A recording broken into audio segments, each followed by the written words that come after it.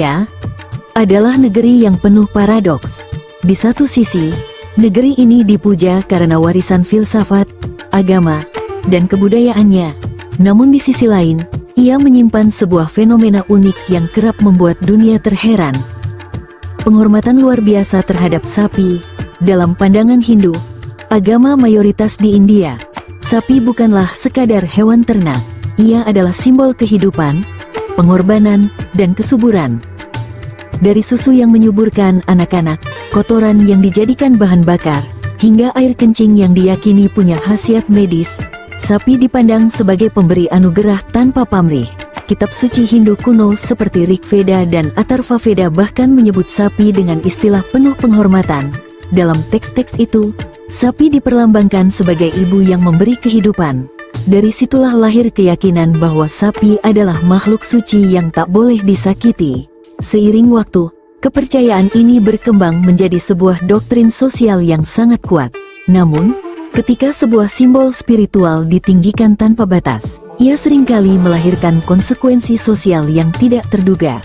Di India, penghormatan terhadap sapi telah mencapai titik di mana hewan ini kerap mendapat prioritas lebih tinggi daripada manusia sendiri.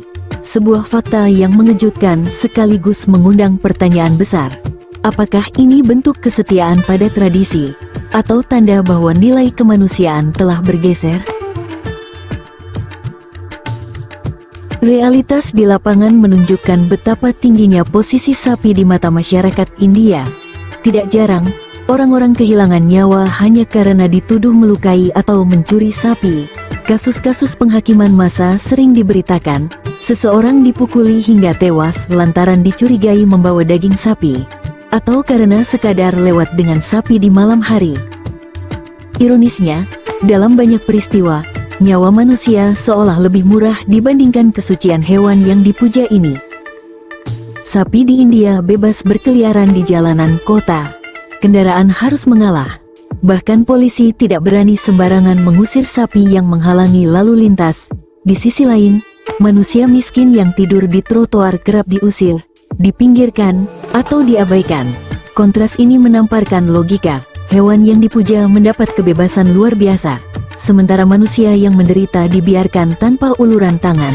Tak berhenti di situ, di beberapa desa, sapi yang sakit atau terluka seringkali lebih cepat mendapat perhatian kelompok sosial atau organisasi keagamaan.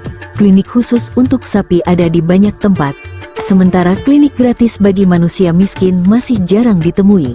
Fenomena ini memperlihatkan bagaimana hierarki sosial di India menempatkan sapi di posisi yang, bagi sebagian orang luar, terasa lebih tinggi dibanding manusia biasa.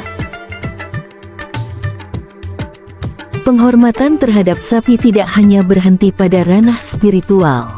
Ia telah menjelma menjadi isu politik dan ekonomi yang rumit. Banyak partai politik di India menjadikan perlindungan sapi sebagai janji kampanye. Peraturan ketat diberlakukan di beberapa negara bagian. Siapapun yang kedapatan menyembelih sapi bisa dipenjara bertahun-tahun. Larangan ini dianggap sebagai bagian dari menjaga kesucian agama, tetapi sekaligus menjadi alat untuk menggalang suara rakyat. Namun di balik regulasi ketat itu, muncul ironi besar. India tetap menjadi salah satu eksportir daging kerbau terbesar di dunia. Jadi di satu sisi, sapi diperlakukan bak dewa di dalam negeri. Tetapi di sisi lain, perdagangan daging tetap berlangsung demi kepentingan ekonomi. Para peternak kecil dan pekerja kulit, yang sebagian besar berasal dari kelompok masyarakat miskin atau minoritas agama, justru menjadi korban dari kebijakan protektif ini. Mereka kehilangan mata pencaharian, sementara elit politik terus memanfaatkan isu sapi sebagai komoditas politik. Disinilah terlihat jelas bahwa sapi bukan sekadar hewan. Ia telah berubah menjadi simbol kekuasaan, ekonomi, bahkan identitas nasional. Namun pertanyaannya tetap sama, di balik semua itu, bagaimana nasib manusia yang harus berjuang di tengah kerasnya kehidupan?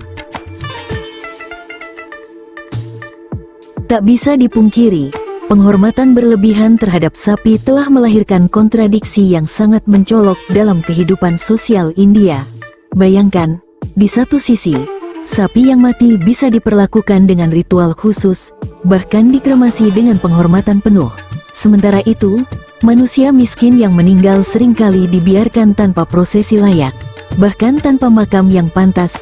Fenomena ini membuat dunia luar bertanya-tanya, bagaimana mungkin sebuah bangsa yang kaya akan nilai spiritual bisa sampai pada titik di mana hewan mendapat lebih banyak perlindungan daripada manusia sendiri.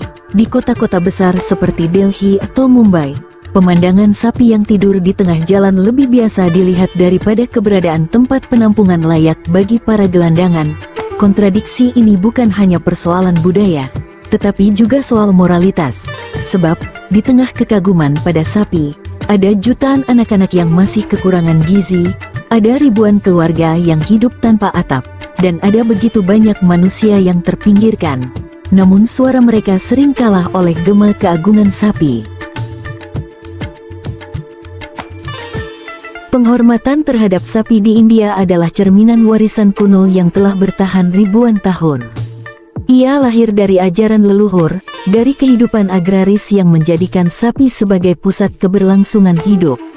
Tak ada yang salah dengan menghormati tradisi. Namun ketika penghormatan itu berubah menjadi fanatisme buta, yang menyingkirkan nilai kemanusiaan, maka sebuah pertanyaan mendasar harus diajukan.